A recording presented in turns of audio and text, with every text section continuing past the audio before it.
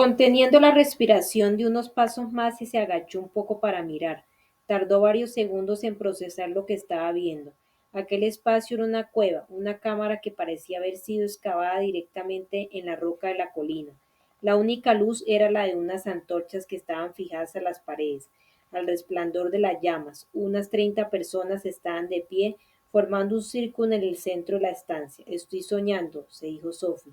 Es un sueño, que si no.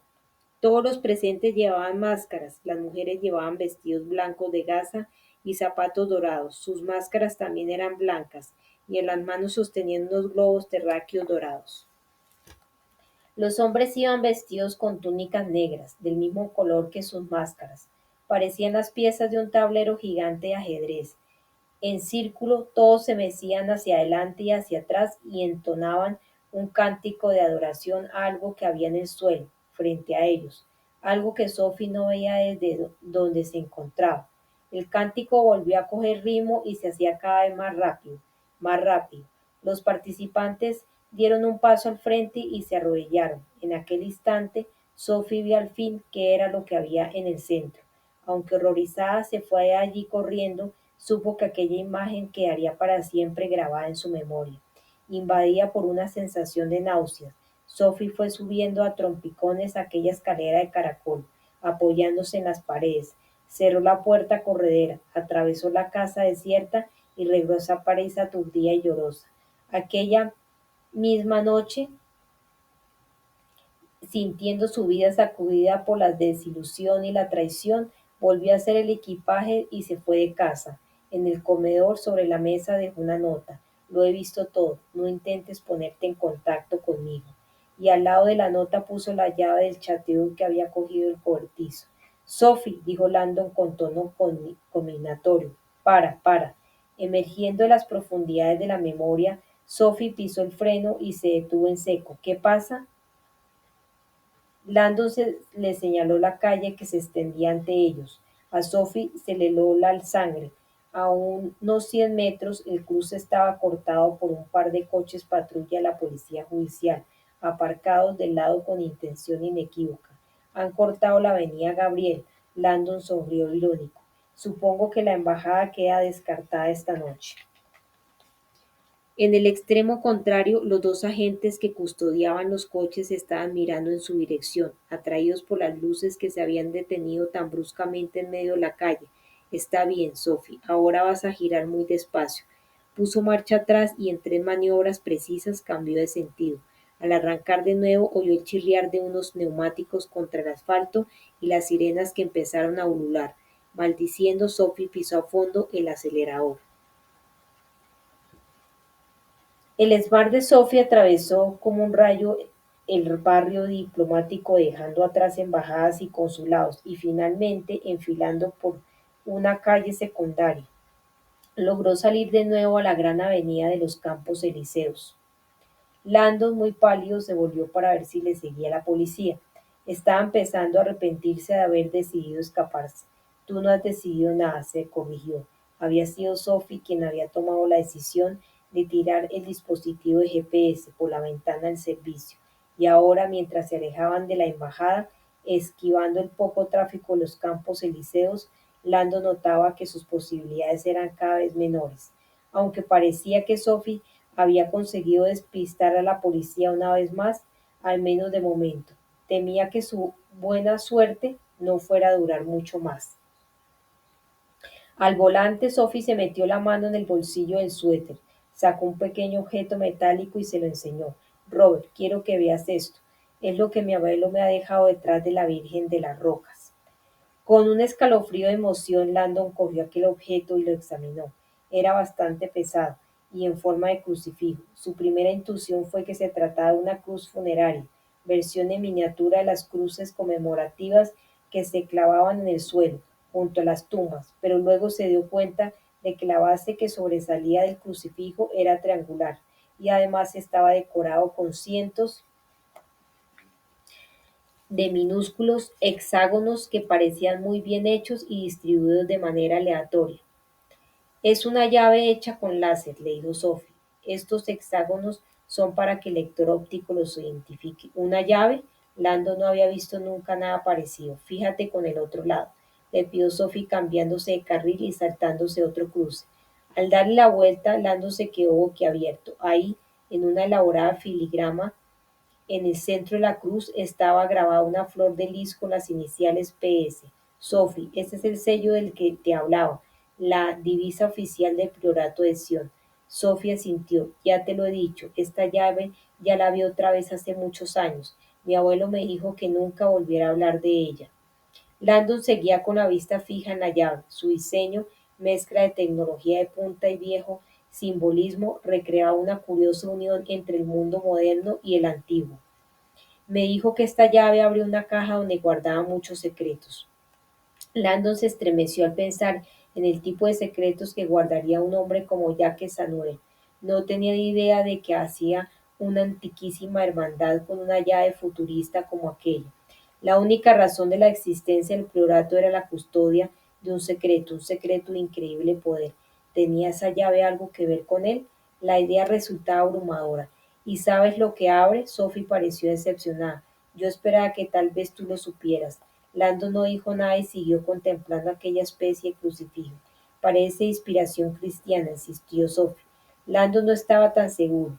La empuñadura no formaba la cruz latina característica del cristianismo, más larga que ancha, sino la llamada griega, en la que los cuatro brazos tenían la misma longitud y que precedía a la cristiana en nada menos que 1500 años. Este tipo de cruz carecía de todas las connotaciones de crucifixión asociadas a la latina, ideada por los romanos como instrumento de tortura. A Landon nunca dejaba de sorprenderle el escaso número de cristianos que al contemplar el crucifijo eran conscientes de la historia violenta de aquel símbolo, que se manifestaba hasta en su propio nombre, cruz y crucifijo. Eran derivaciones del verbo latino cruciar, torturar. Sophie dijo, lo único que puedo decirte es que las cruces griegas como estas se consideran símbolos de paz. La idéntica longitud de sus cuatro brazos las hace poco prácticas para las crucifixiones y el equilibrio de sus travesaños horizontal y vertical representa una unión natural entre lo masculino y lo femenino, por lo que encaja bien con la filosofía del priorato. Sophie le miró con ojos cansados. No tienes ni idea, ¿verdad? Landon arqueó las cejas. Ni idea. Bueno, tenemos que dejar de dar vueltas. Nos hace falta un lugar seguro para poder averiguar qué es lo que abre esta llave. Landon pensó con añoranza en su cómoda habitación del Ritz. Evidentemente, aquella opción estaba descartada. ¿Y si vamos a ver los profesores de la Universidad de París que me han organizado la conferencia? Demasiado arriesgado. Fachi irá a comprobar que no estemos ahí. Tú eres de aquí, tienes que conocer a gente. Fache revisará mi listín telefónico y mi libreta de direcciones de correo electrónico y hablará con mis compañeros de trabajo. Mis contactos no son seguros y buscar hoteles es imposible porque en todos piden identificación. Landon volvió a preguntarse si no habría sido mejor dejar que Fache lo detuviera en el nombre. Llamemos a la embajada, le explico la situación y les pido que envíen a alguien a buscarnos. ¿Buscarnos? Sophie se volvió y lo miró como si estuviera loco. Robert, soñando. La embajada no tiene jurisdicción más que dentro de los límites de su recinto. Si enviaran a alguien a recogernos, se consideraría asistencia a un fugitivo de la justicia francesa. No lo harán. Entrar en la embajada por tu propio pie y solicitar asilo temporal es una cosa, pero pedirles que emprendan una acción contra la legislación francesa es otra muy distinta. Negó con la cabeza. Si llamas a la embajada ahora, te dirán que no empeores las cosas y te entregues a Fache y te prometerán, eso sí, usar los canales diplomáticos a su alcance para velar porque tengas un juicio justo. Miró la sucesión de elegantes escaparates de los campos liceos. ¿Cuánto dinero en efectivo tienes? Landon miró la cartera. $100, unos pocos euros. ¿Por qué? ¿Tarjetas de crédito? Sí, claro. Sofía aceleró y Landon intuyó que se le había ocurrido un plan. Delante mismo, al fin de los campos elíseos, se levantaba el Arco del Triunfo, el tributo de Napoleón a su propia potencia militar, de 50 metros de altura, rodeado de la rotonda más grande de Francia, un gigante de 9 carriles de circulación. Cuando se acercaban a la rotonda, los ojos de Sophie volvieron a posarse en el retrovisor. Por ahora les hemos dado esquinazo, dijo, pero si seguimos 5 minutos más en el coche, nos pillarán seguro.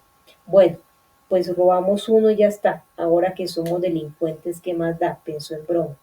¿Qué vas a hacer? Se incorporaron a la rotonda. Confía en mí. Lando no dijo nada, la confianza no la había llevado muy lejos esa noche. Se levantó la manga de la chaqueta y consultó la hora en su reloj, un reloj de niño con el ratón Mickey dibujado en la esfera que sus padres le habían regalado cuando cumplió 10 años. Aunque había suscitado miradas de censura en más de una ocasión, Lando no había llevado otro reloj que no fuera aquel. Los personajes animados de Walt Disney habían sido su primer contacto con la magia de la forma y el color y ahora Mickey le servía como recordatorio cotidiano de que tenía que seguir siendo joven de espíritu. A pesar de ello, en aquel momento los brazos del ratón estaban extendidos en un ángulo poco habitual, indicando una hora igualmente atípica, las 2:51 am. Un reloj interesante, comentó Sophie fijándose en él mientras seguían atravesando aquella ancha rotonda.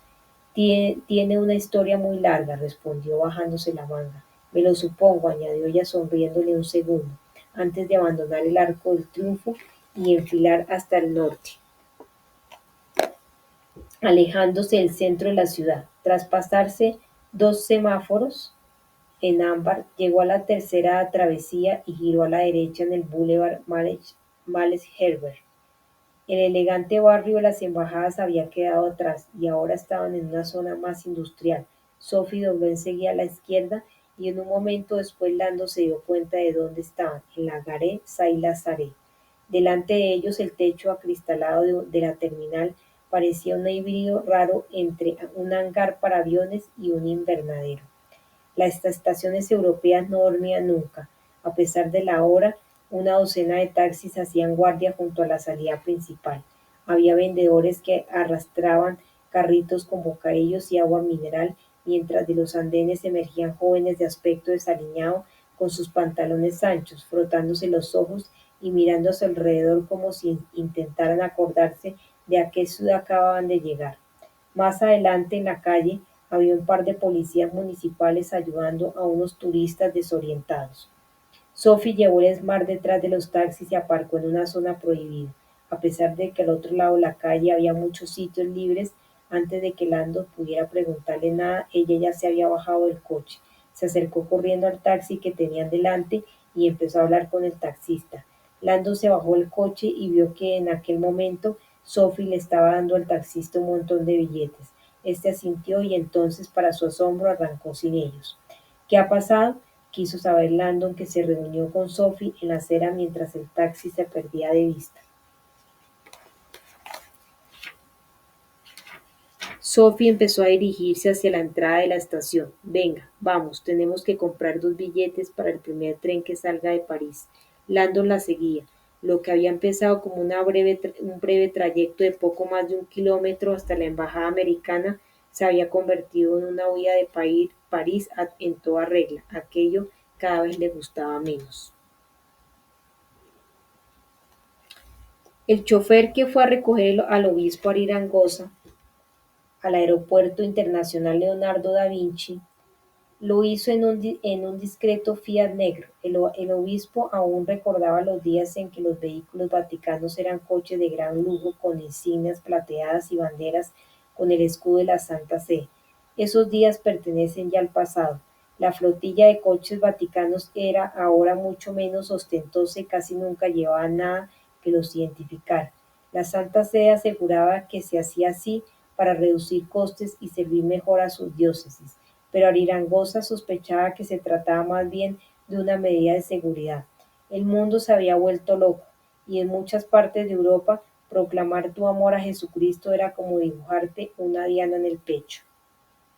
Recogiéndose un poco los faldones de la sotana, Arirangosasa se montó al asiento trasero y se puso cómodo, pensando en el largo trayecto que la guardaba hasta el Castel Gandolfo, el mismo que ya había hecho hacía 5 meses. El viaje a Roma del año pasado, pensó suspirando, la noche más larga de mi vida. Hacía 5 meses había recibido una llamada del Vaticano en la que se requería su inmediata presencia. No le explicaron nada más. Los billetes están en el aeropuerto. La Santa Sede hacía lo posible por alimentar su halo de misterio, incluso frente al alto clero.